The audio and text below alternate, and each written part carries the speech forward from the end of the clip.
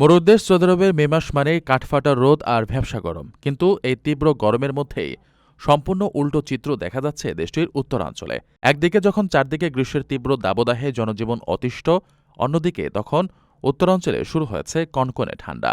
Saudi আরবের আবহাওয়া দপ্তর এনসিএম জানিয়েছে, সোমবার থেকে বুধবার পর্যন্ত দেশটির বেশ কিছু অঞ্চলে হঠাৎ করেই তাপমাত্রা ব্যাপক কমে যাবে, যা সর্বনিম্ন ৮ ডিগ্রি সেলসিয়াস পর্যন্ত নেমে আসতে পারে।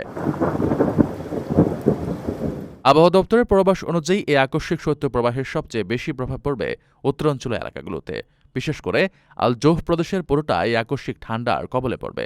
এছাড়া তাবুক, হাইল এবং উত্তর সীমান্তের বিস্তীর্ণ এলাকায় তাপমাত্রা ৮ থেকে ১২ ডিগ্রি সেলসিয়াসের মধ্যে ওঠানামা করবে। শীতের রেশ মদিনার উত্তর পূর্বাঞ্চল পর্যন্ত ছড়িয়ে পড়বে, যা আল ওলার কাছাকাছি এলাকাগুলোতেও বেশ ভালোভাবে অনুভূত হবে। মে মাসের এ সময় সাধারণত সবাই এসি বা ফ্যানের উপর নির্ভরশীল থাকেন। সেখানে এমন অস্বাভাবিক ঠান্ডা অনেকেই অবাক করেছে। একদিকে দেশের অন্যান্য অংশে যখন হাঁসফাঁস করা গরম, তখন উত্তরাঞ্চলের এই আকস্মিক শৈত্যপ্রবাহের কারণে প্রবাসী কর্মীদের বাড়তি সতর্কতা অবলম্বন করতে হবে।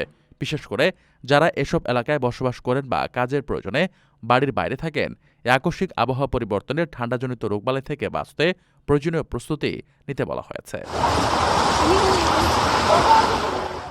প্রবাসীদের জন্য নির্মাণ হচ্ছে দেশের প্রথম স্মার্ট সিটি, যেখানে থাকছে স্কুল, মসজিদ, হাসপাতাল, সুইমিং পুল, হেলিপ্যাড, পাঠাগার, জিম, সুপারমার্কেট, শিশু পার্ক সহ সকল নাগরিক সুবিধা। মাত্র ৩০ লাখ টাকা বিনিয়োগে মিলছে আকর্ষণীয় ফ্ল্যাট। প্লাটিনাম ইনভেস্টরদের জন্য ঢাকা বিমানবন্দরে ভিআইপি প্রোটোকল সুবিধা। বিস্তারিত জানতে যোগাযোগ করুন স্ক্রিনে দেয়া হোয়াটসঅ্যাপ অথবা ইমো নাম্বারে।